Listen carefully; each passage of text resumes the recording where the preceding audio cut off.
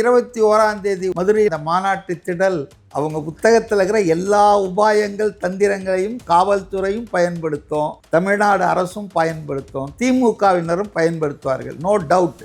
4 மணி சாயந்தரம் தொடங்குற மாநாட்டுக்கு விடிய காத்தால 4 மணிக்கு ஸ்டேஜில் வந்து உட்காரா இடம் பிடிக்கிறான். புரியுதுங்களா? So they didn't expect. But இந்த முறை அப்படி இல்லை. அவங்களுக்கு மதுரையில் நடந்த வரவேற்பு, கோயம்புத்தூரில் விஜய் கிடைச்சது எல்லாம் அவங்களுக்கு தெரிஞ்சு நீங்கள் சொல்கிற அத்தனை உபாயங்களையும் they will try their all tricks in their book. என்னை பொறுத்த வரைக்கும் விஜய் பல மாதங்களுக்கு முன்பாகவே சொன்னார் கரெக்டாக, 2026 assembly election there will be a direct fight between TVK and DMK தான். ஒரு 5-6 மாதத்துக்கு முன்னாலே சொல்லிட்டார், அதுதான் நிகழப்போகிறது. மற்றதெல்லாம் இரலவெண்ட்டு. 4 முனையா 5 முனையா 6 முனையாலாம் கிடையாது. யார் சிஎம் நாட்காலிக்கு சண்டை போட போகிறாங்க, அதிகாரத்தை கைப்பற்றுவதற்கு போட்டி யார்கிட்ட நடக்க போகுதுன்னா ஆளுங்கட்சி. நேச்சுரலி இட் வில் ஃபைட் ஆளுங்கட்சி. அதுக்கு அடுத்ததுன்னா நிச்சயமாக விஜய் தான். 21 எம்எல்ஏ ஆக்குறாங்க உதயநிதி ஸ்டாலினை, 22 மினிஸ்டர் ஆக்குறாங்க கேபினெட்டில், 24 துணை முதல்வர் ஆக்குறாங்க. அவங்க பிளானே என்னன்னா டில் விஜய் அனௌன்ஸ் திஸ் பார்ட்டி. 2026 உதயநிதியை முன்வைத்து இளைஞர் முகத்தை வச்சு தான் அதை நம்ம தேர்தலை சந்திக்கணுன்றது தான் அவங்க பிளானிங்லாம் போயிட்டு இருந்தது. எல்லாம் நல்லா தான் போயிட்டு இருந்தது. ஆனால் விஜய் கட்சியை ஆரம்பித்து அதில் அந்த திசையில் போகும்போது திமுக உஷாராயிடுச்சு. விஜயா உதயநிதினா அடித்து துவம்சம் பண்ணிடுவார் Vijay. Even Stalin cannot match the popularity of Vijay. நான் இது சும்மா இட்டுக்கட்டி சொல்ல. இப்போ அது ஸ்டாலினாக இருக்கலாம், எடப்பாடியாக இருக்கலாம், அல்லது உதயநிதியாக இருக்கலாம், யாராக இருந்தாலும் அவங்களுக்கெல்லாம் ஆர்கனைஸ்டு க்ரௌடு தான், அதாவது சேர்க்கிற கூட்டம். ஸ்டாலினுக்கும் உதயநிதிக்கும்னா கவர்மெண்ட் டிரான்ஸ்போர்ட் பஸ்ஸுங்களே கொண்டு வந்து இறக்குது கூட்டத்தை. ஆனால் விஜயை பொறுத்தவரை தானாக சேர்ற கூட்டம். அவர் வராருன்ற தகவல் தெரிஞ்சுதுன்னா அது கோயம்புத்தூரா மதுரையா எங்கேயா இருந்தாலும் ஆட்கள் பல ஆயிரம் பேர் திரள்றான். அப்போது கரிஷ்மா இஸ் தேர். அது இன்னைக்கு எந்த பொலிட்டிக்கல் லீடர்ஸ் கிட்டேயும் இல்லை.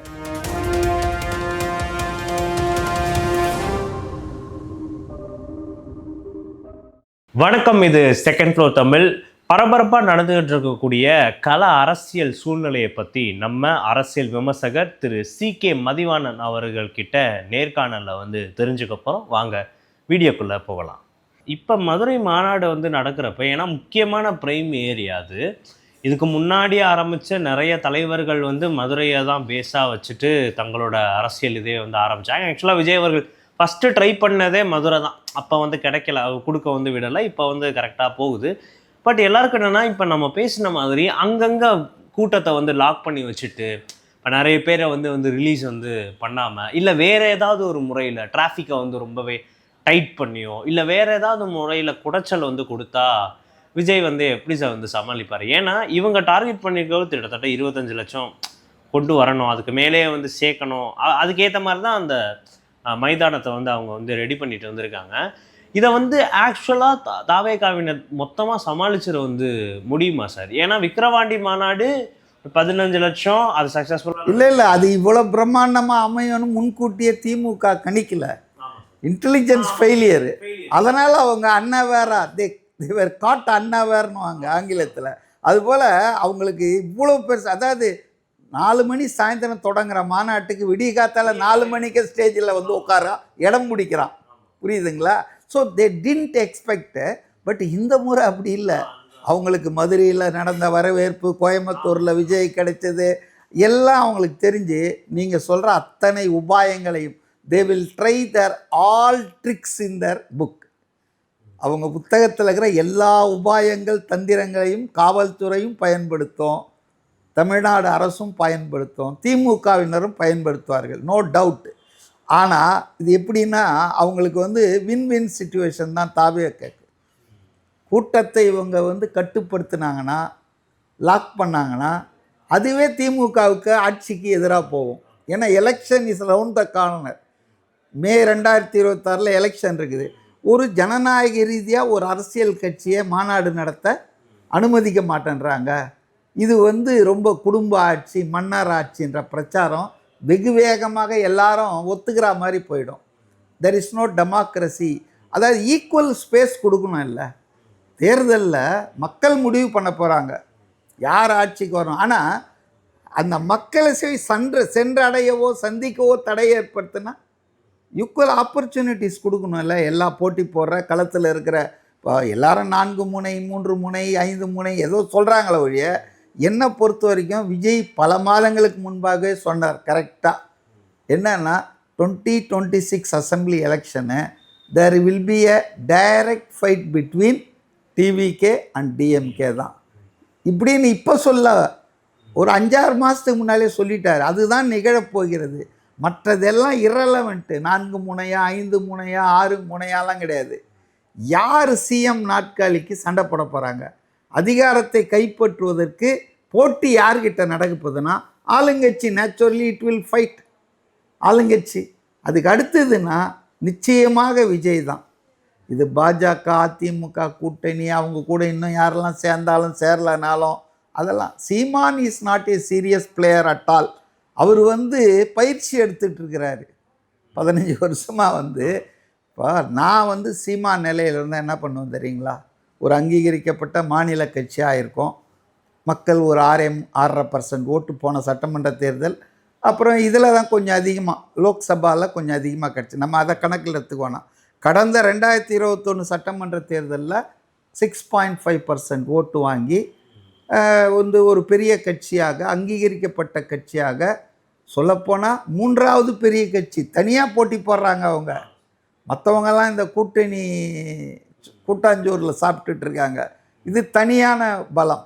அப்போ நான் என்ன சீமான் நிலையில் இருந்தேன்னா, சரி ஓகே, தமிழ்நாடு பூரா நம்ம காதல் இருக்கு, ஆனால் ஒரு 25 தொகுதியை டார்கெட் பண்ணுவோம். எங்கே நமக்கு கட்சியும் ஆதரவும் பலமாக இருக்குதோ அந்த 25 தொகுதியில் பண்ணுவோம் அப்படின்னு சொல்லி நான் ட்ரை பண்ணுவேன். ஆனால் சீமானுக்கு அது நோக்கம் இல்லை. யாரும் ஜெயிச்சு எம்எல்ஏ எம்பியெல்லாம் ஆகிடக்கூடாது. அதனால தான் அந்த கட்சி பாருங்கள் எவ்வளோ அன்டெமோக்ராட்டிக்காக. 15 வருஷ கட்சியில் ஒரு தலைவர் கிடையாது, ஒரு துணைத் தலைவர் கிடையாது, ஒரு செயலாளர், பொதுச் செயலாளர், அமைப்பு செயலாளர் எதுவுமே கிடையாது. எல்லாம் ஒன் மேன் ஷோ. ஏன்? தன்னை சுற்றி தான். இதுதான் மிகப்பெரிய சர்வாதிகாரம். ஜனநாயகத்தை கட்சியிலேயே சொன்னாத எவ்வளோ நாளைக்கு ஒரு தலைமை ஒருங்கிணைப்பாளராக இருப்பார்? இப்போ ஒருங்கிணைப்பாளர் என்பது ஒரு டெம்பரரி பீரியடுக்கு, எந்த கட்சிக்கும் எந்த அமைப்புக்கும் துவக்க காலத்தில் இருக்கலாம். ஏன்னா முதல் மாநாடு நடத்தணும், அதுக்கு ஒரு ஆள் தயார் பண்ணணும் இல்லையா? அப்போ அந்த மாநாட்டில் தான் புதிய நிர்வாகிகள்லாம் தேர்வு செய்யப்படுவார்கள்.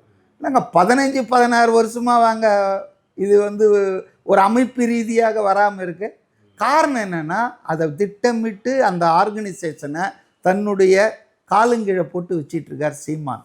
இப்போ அவரை பற்றி கேள்விப்படுற பல செய்திகள் ரொம்ப வருத்தமாக இருக்குது. தமிழ் தேசிய பெயரை வச்சுக்கிட்டு அவர் நல்லா பேசுகிறாரு, பேச்சாற்றல் இருக்குது, படிக்கிறாரு. ஆனால் அதை அவர் நல்ல வேலைக்கு பயன்படுத்தலை. அவர் தன்னை ப்ரமோட்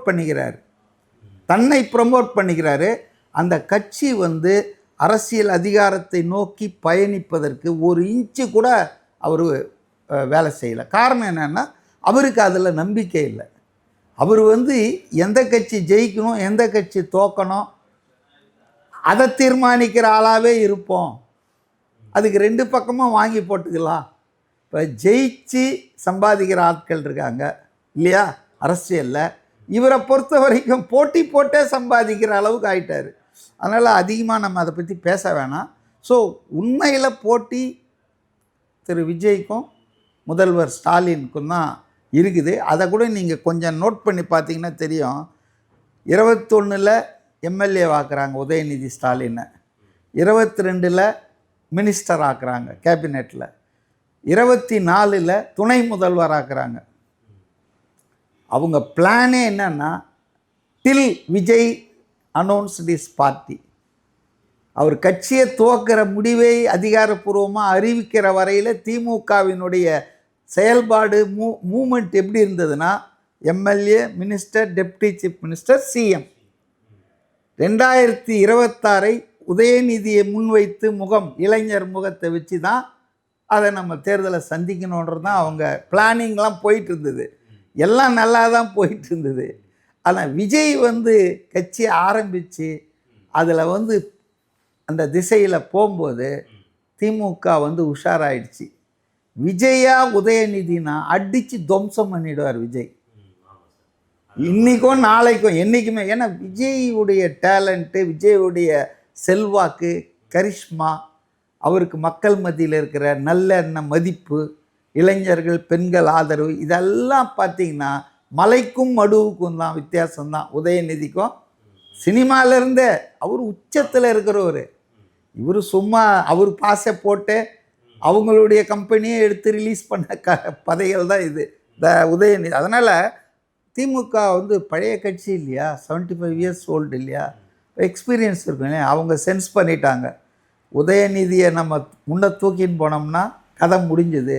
அதனால் அப்படியே ரிட்ரீட் பண்ணிட்டாங்க. பண்ணி இப்போ திருப்ப உங்களோடு ஸ்டாலின், ஓரணி, ஈரணி அப்படின்னு ஸ்டாலினை முன்னிறுத்துறாங்க.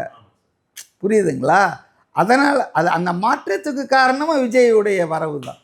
இதை கண்டிப்பாக ஃபீல் பண்ண முடியும் சார். ஏன்னா சமீப காலத்தில் பார்த்தீங்கன்னா உதயநிதியோட ஃபோட்டோவே காணும் திமுகவோட விளம்பரங்களில். இல்லை, அவருமே பேச மாட்டாரு. வெளியே வந்தாலும் கொஞ்ச நாளைக்கு முன்னால எப்படி இருந்தது தெரியுமா? ஆமாம் சார். பெரியார், அண்ணா, கலைஞர், ஸ்டாலின், உதயநிதி அப்படிதான் சார் இருந்துச்சு. இப்போ அவருமே வெளியே எதுவுமே பெருசாக பேச மாட்டாரு. அவருக்கு இதிலெல்லாம் இன்ட்ரெஸ்டே கிடையாதுங்க. அதாவது எனக்கு தெரிஞ்ச வரைக்கும் Udhayanidhi is not a political person. அவர் சினிமா பர்சன் தான். அவர் சினிமா கதையை பார்த்துட்டு எந்தெந்த தியேட்டரில் எதை பண்ணணும், அந்த பிஸ்னஸ் பண்ணணும், அதில் தான் அவருடைய நாட்டம் இருக்குது. அதனால தான் அவர் அவரை பற்றி சொல்கிறாங்க. தனிப்பட்ட முறையில் நான் குறை சொல்ல விரும்பலை. அவர் 1 மணி வரைக்கும் தூங்குவாராம் பகல். ஏன்னா இரவு ரொம்ப பின்னிரவு வரைக்கும் படங்கள்லாம் பார்த்துட்டு தூங்குவாராம். அதனால தான் எல்லா அவருடைய கூட்டங்கள், நிகழ்ச்சிகள் பெரும்பாலானவை ஈவினிங்ஸில் வச்சுக்குவாராம். காலையில் அந்த ஒரு 2 மணிக்கு. ஆக்சுவலாக அவங்க அம்மா துர்கா ஸ்டாலினுக்கு தன் மகனை எப்படியாவது முதல்வர் நாட்காலியில் உட்கார வச்சு பார்க்கும். அது ஒரு தாயின் ஆசை, பாசம். அது காக்கைக்கு தன் குஞ்சு பொன் குஞ்சு தானேங்க. அதுக்கு விஷயமே இல்லைன்னா கூட, கருப்பாக இருந்தால் கூட குழந்தைய தாய் என்ன சொல்லுவா, என் குழந்தை அருமையாக இருக்குது, அழகாக இருக்குதுன்னா சொல்லுவாள். அதுபோல் அந்த தாயின்ற முறையில் துர்கா ஸ்டாலினுக்கு ஒரு ஆசை. கணவனை பார்த்தாச்சு, கோயிலாக போய் இறங்கி பூஜையெல்லாம் பண்ணி இப்போ அடுத்தது பையனை கொண்டு வரணும்னு நினைக்கிறாங்க. பட்டு அவங்க நினச்சா போதுமா? மக்கள் நினைக்கணும் இல்லையா, வாக்காளர்கள் நினைக்கணும். எல்லாத்தையும் விட அந்த பொறுப்பை, அந்த சவாலை ஏற்றுக்கிற பக்குவத்தில் பையன் இருக்கணும். இல்லை, இப்போ எதுவுமே இன்றைக்கி இல்லை. அதனால தான் இன்றைக்கி பார்த்தீங்கன்னு சொன்னால் அவரை பின்னால் இழுத்துட்டு திரும்ப ஸ்டாலினை முன்னுக்கு தள்ளுறாங்க. புரியுதுங்களா? But even Stalin cannot match the popularity of Vijay. நான் இது சும்மா இட்டுக்கட்டி சொல்ல. இப்போ அது ஸ்டாலினாக இருக்கலாம், எடப்பாடியாக இருக்கலாம், அல்லது உதயநிதியாக இருக்கலாம், யாராக இருந்தாலும் அவங்களுக்கெல்லாம் ஆர்கனைஸ்டு க்ரௌடு தான். அதாவது சேர்க்கிற கூட்டம். பணம் கொடுக்குறாங்க, பல்வேறு வசதிகள் பண்ணுறாங்க, போக்குவரத்து. இப்போ ஸ்டாலினுக்கும் உதயநிதிக்கும்னா கவர்மெண்ட் டிரான்ஸ்போர்ட் பஸ்ஸுங்களே கொண்டு இறக்குது கூட்டத்தை. திமுக ஆட்கள் பைசா கொடுத்தோ ஏதோ கொடுத்து கொண்டு சேர்க்குறாங்க. ஸோ அதெல்லாமே சேர்க்கப்பட்ட கூட்டம், சேர்ந்த கூட்டம் இல்லை. ஆனால் விஜயை பொறுத்தவரை தானாக சேர்ற கூட்டம். அதாவது அதுக்கு எந்த எஃபர்ட்டுமே எடுக்க தேவையில்ல. அவர் வராருன்ற தகவல் தெரிஞ்சுதுன்னா அது கோயம்புத்தூரா, மதுரையா, எங்கேயா இருந்தாலும் ஆட்கள் பல ஆயிரம் பேர் திரள்றான். அப்போது எ கரிஷ்மா இஸ் தேர். அது இன்றைக்கி எந்த பொலிட்டிக்கல் லீடர்ஸ்கிட்டையும் இல்லை. மீடியாவை வச்சு பில்டப் பண்ணலாம், மேக்கப் போட்டு ஷூட்டிங் நடத்தி காணொளிகள் வெளியிடலாம். ஆஸ்பத்திரியில் இருந்தாலும் சரி, நாங்கள் உழைத்து கொண்டே இருக்கிறோம்லாம் சொல்லலாம். ஆனால் ஜனங்க யார் பக்கமும் இல்லை. ஜனங்களுடைய செல்வாக்கு, ஆதரவு என்பது விஜய்க்கு தான் அதிகமாக இருக்குது இன்றைக்கி. அதனால் அவர் ஆட்சியை பிடிச்சிருவார், அவர் தான் அடுத்த முதல்வர் நான் சொல்ல. ஆனால் இன்றைக்கி இருக்கிற லெவலில் நீங்கள் பார்த்தீங்கன்னா ஆளுங்கட்சி மேலே ஏகப்பட்ட எதிர்மறையான ஒப்பீனியன்கள் இருக்குது. கரப்ஷன், ஃபேமிலி ஆட்சி, ஃபேமிலி ரூலு, அப்புறம் வந்து நிர்வாக திறமையின்மை, சட்டம் ஒழுங்கு சீரழிஞ்சிருக்கு. இப்போ எல்லாமே பார்த்தீங்கன்னா ஜெயலலிதா ஆட்சி காலத்தில் இருந்து ரீபிராண்ட் பண்ணுறாங்க. உங்களுடன் ஸ்டாலின்றார். இவ்வளோ நாள் யாரோடு இருந்தார்? அப்போ 4.5 வருஷம். ரெண்டாவதுங்க, மக்கள் வரி பணத்தில் மோடி வந்துங்க கோவிடு வேக்சினேஷன் சர்டிஃபிகேட்டில் பேர் போட்டார், படம் போட்டார்னு எந்த அளவுக்கு நம்ம சண்டை போட்டோம். இது பிரைம் மினிஸ்டர் அப்படின்னு தான் போடணும். ஒரு நபர்கள் இருப்பாங்க, போவாங்க. தனிநபர் அங்கே ஒன்றுமே கிடையாது. இட்ஸ் எ பிரைம் மினிஸ்டர், அவ்வளோதான். அவர் ஃபோட்டோவை போட்டு தப்பு. அப்போ நாங்களாம் கூட கேட்டோம், டெத் சர்டிஃபிகேட்லேயும் போடுங்களேன் அவர் படத்தை. ஏன் டெத் சர்டிஃபிகேட்டை வெறும் வேக்சினேஷனில் மட்டும் மோடி படத்தை போடுறீங்க? நாங்கள் கிண்டல் பண்ணோம், நக்கல் பண்ணோம். இப்போ அதே தானே திமுகவுக்கு. நீங்கள் வந்து முதலமைச்சர் திட்டம்னு சொல்லுங்கள். முதலமைச்சர் காலை சிற்றுண்டின்னு சொன்னீங்கல்ல, திட்டம். முதலமைச்சரின் மதிய சத்துணவு, அது மாதிரி போடுங்க. இப்போ காமராஜர் வந்து மதிய உணவு திட்டத்தை கொண்டு வந்தார். நான்லாம் அதில் சாப்பிட்ருக்கேங்க. கார்ப்பரேஷன் ஸ்கூலில் 1950s சாப்பிட்ருக்கேன். அப்போ காமராஜர் மதிய உணவு திட்டம் நான் சொன்னாங்க. அதனால சொல்லக்கூடாதுங்க. மக்கள் நீங்கள் ஒன்றும் கோபாலபுரத்தில் உங்கள் வீட்டிலேருந்து எடுத்துகிட்டு வந்து போடல. அப்போ இதெல்லாம் சாதாரணமாக தெரியணும். இதுக்கு ஒருத்தர் கோர்ட்டுக்கு போய் கோர்ட்டில் ஸ்டே ஆர்டர் வாங்குகிற அளவுக்கு நடக்குதுன்னா இவ்வளோ விளம்பரம். விஜய் இதுதாங்க தெளிவாக சொல்லுவார், விளம்பர மாடல் ஆட்சின்னு. எல்லாத்துக்கும் விளம்பரம் தாங்க. இதில் டபுள் அட்வான்டேஜ் இருக்குது ஆளுங்கட்சிக்கு. என்னன்னு சொல்லுங்கள்? அதாவது பல கோடி ரூபாய் இங்கே கொடுத்துட்ருக்காங்க பத்திரிகைகளுக்கு விளம்பரம், முழு பக்க விளம்பரம். முழு பக்கமே இப்போ பல முழு பக்கம் போடுறான், முன்பக்கமே பத்திரிகைகள். பார்த்தீங்களா? அப்போ பத்திரிகைகளுக்கு விளம்பரத்தை கொட்டி கொடுக்குறாங்க. மக்கள் வரி பணம் தான். அப்போ பத்திரிகை அதிபர்கள், ஆசிரியர்களை கூப்பிட்டு முதல்வர் பேசுகிறாரு, உங்களுக்கு இவ்வளோ பைசாலாம் நான் கொடுத்துட்ருக்கேன், அரசாங்கத்தை பற்றி கொஞ்சம் ப்ரொமோட் பண்ணுங்கள். இப்போ ஊடகம் பெட்டி பாம்பானது இதனால தான். கரப்ஷன் கரப்ட் அப்சல்யூட்லின்னு சொல்லுவாங்க இல்லையா? அப்போ பத்திரிகையாளர்கள், ஊடக அதிபர்கள் அவங்க மட்டும் என்ன லாபத்துக்காக தானே தொழில் பண்ணுறாங்க. அப்போ அரசாங்கத்தை கிரிட்டிசைஸே பண்ண வேணாம், வாழ்த்துப்பா பாடுவாங்க. அதான் நடந்துகிட்ருக்குது. மத்தியெலாம் அதான் நடக்குது. சேம் டிட்டோங்க. மோடி என்ன பண்ணுறாரோ ஊடகங்களை வடநாட்டில், அதே விஷயத்தை தான் ஸ்டாலின் பண்ணுறார். கேட்டால் இவங்க அவங்களும் நாங்களும் அவங்கள எதிரின்றாங்க. Same methods are followed. So media இன்றைக்கி பார்த்திங்கன்னா it has become a irrelevant. மக்கள் முன்னால் அவமானப்பட்டு கூனி குறுகி நிற்கிது. புகழ்பெற்ற பத்திரிகைகள் கூட நான் சொல்கிறேன், இந்த விளம்பர பணத்துக்காக, அட்வர்டைஸ்மெண்ட்டுக்காக, அரசாங்க உதவிகளுக்காக பத்திரிகை தர்மம், ஊடக தர்மத்தையே குழி தோண்டி. இப்போ சன் டிவி அப்படி பண்ணுது, கலைஞர் டிவி அப்படி பண்ணுதுன்னா என்னால் புரிஞ்சிக்க முடியும். அவங்க வந்து DMK supported TVS, DMK supported media.